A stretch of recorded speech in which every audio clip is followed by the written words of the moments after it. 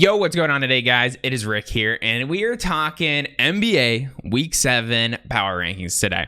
So, other than like the top 3 teams on this list, there is zero consistency in the NBA this year. And the reason I say that is because there is just so much talent. Some of these bottom teams in the league, let's say like the Houston Rockets, look at their roster.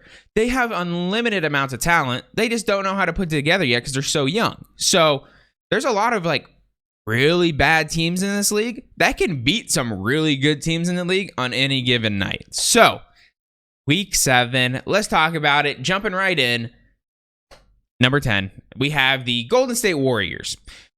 I didn't want to put them on the list yet, but it just made sense. So, obviously, they have not played their best basketball lately, but they've won 7 out of their last 10, and Steph Curry's playing at an MVP level, one of his best seasons ever, probably.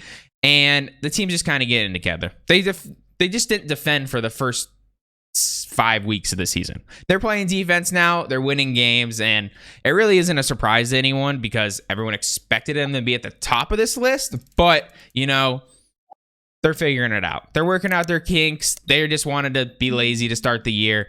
They're probably going to end up in the top 3 to 4 on this list, I would imagine, by the end of the year, just because the way Steph Curry is playing, it's even better than last year. The rest of the team's playing well around him. Andrew Wiggins is, he's kind of inconsistent, but like he could pop off in any given night. Coming in at number 9, we have the Atlanta Hawks. I almost took the Hawks off this list.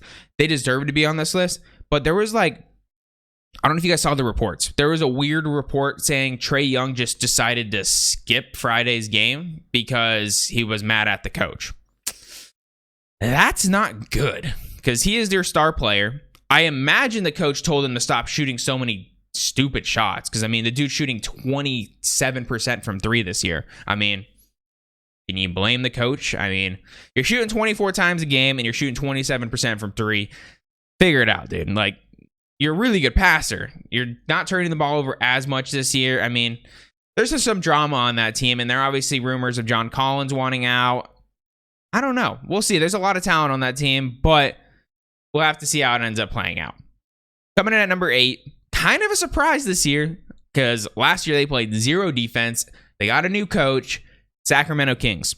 Sacramento Kings are playing phenomenal basketball right now. They are using Sabonis to deliver the ball around the court, and it's honestly really fun to watch actually use a center in that way because he is such a good passer that he just opens up everything for everyone. And then it looks like he's gonna pass, and then he just goes and scores. It's kind of like how they use Joker for the Nuggets, and it's honestly genius because Sabonis is a very good player. And let's be honest, De'Aaron Fox isn't your typical point guard. He's more of a Steph Curry point guard where he's going to go out and get you maybe 6 assists a game, but then score you 25 if you need it on any night. So, and coming in at number 7 today, guys, we have the Denver Nuggets. The Denver Nuggets are a super talented team, but we all know that they haven't had a lot of time together.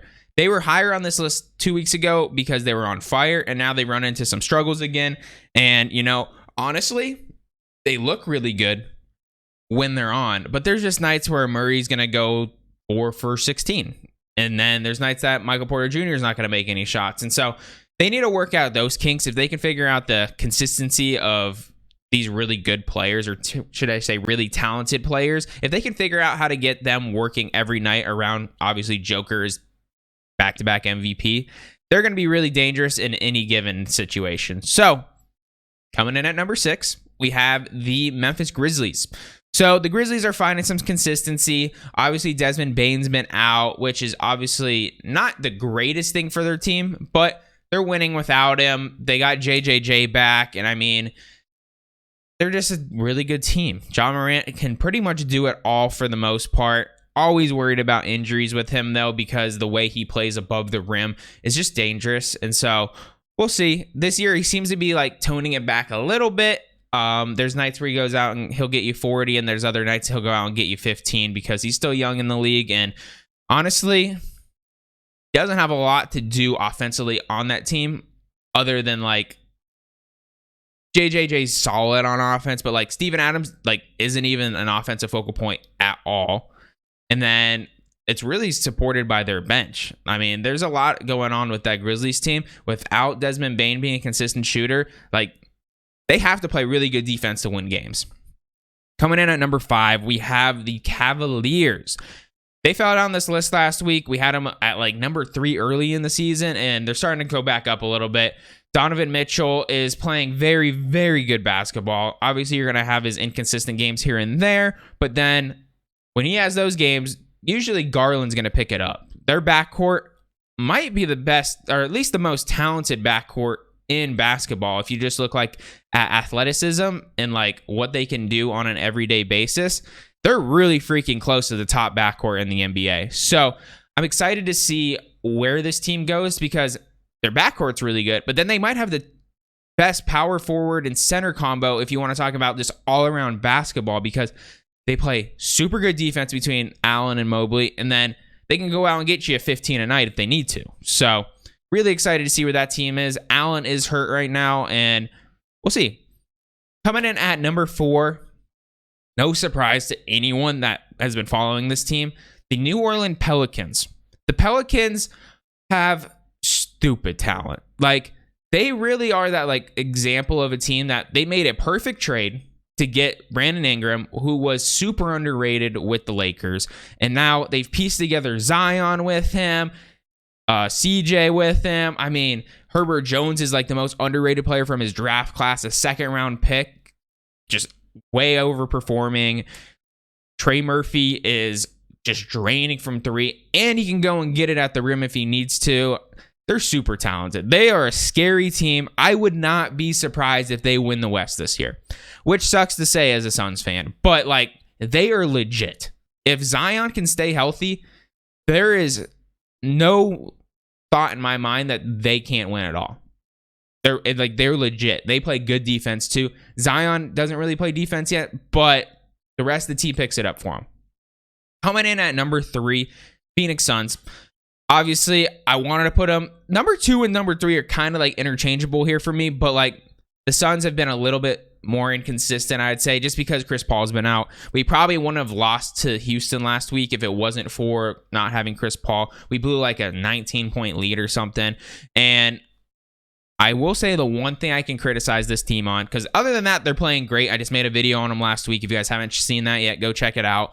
But the Suns, their coach is amazing. Monty Williams is a great coach, but there is 2 games this season that we've lost on him. 2. And the reason I say that is because there's late game situations where, if you guys watch the Houston game, we put up a shot, we get the offensive rebound. There's 12 seconds left in the game. No shot clock, obviously, because there's no shot clock after 12 seconds. We put up another shot, we miss it, offensive rebound again. Call timeout. There is a timeout.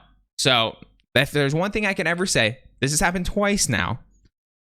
Monty Williams needs to be better with his timeouts. I understand you trust your players, but like, drop a play. It's really easy to drop a play with Devin Booker. Like, I've never seen a player that like can swing and shoot so well. So, I mean, drop a play. Come on, Monty. Coming in at number 2, we have the Milwaukee Bucks.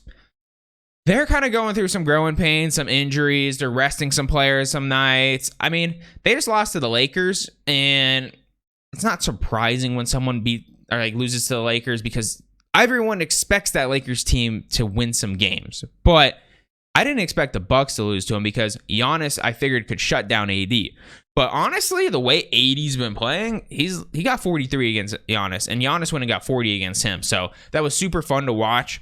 But the Bucks just need Chris Middleton just came back. I think that's going to kind of drop that a little bit more of a solid offense for them. They've played amazing defense this year.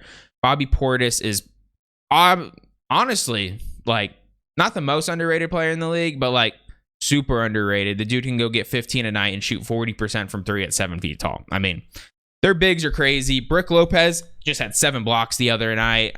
They're just super deep. They might be the deepest team in the NBA. Coming in at number 1, the Boston Celtics. And the reason the Boston Celtics coming at number 1 for me today, it's not because of their record. It's not because of their defense. It's because their bench.